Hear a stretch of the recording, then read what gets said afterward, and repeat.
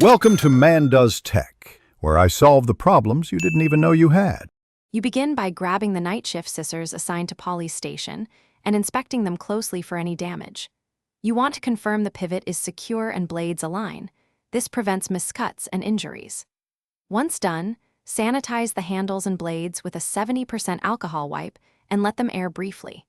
Make sure the task light is angled to remove glare, because good visibility lets you control cuts precisely and avoid wasting materials or causing harm.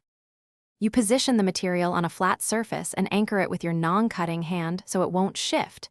This stabilizes the feed and keeps your fingers safe.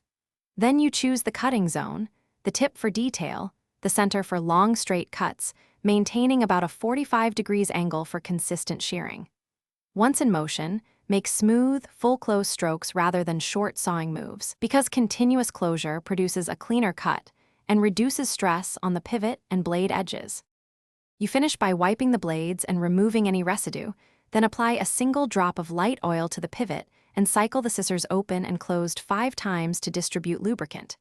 Next, log the use, time, material, and any abnormal feel, so the next shift knows history.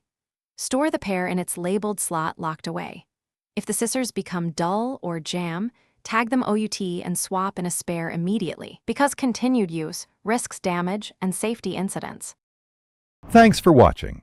If you found this helpful, don't forget to like and subscribe.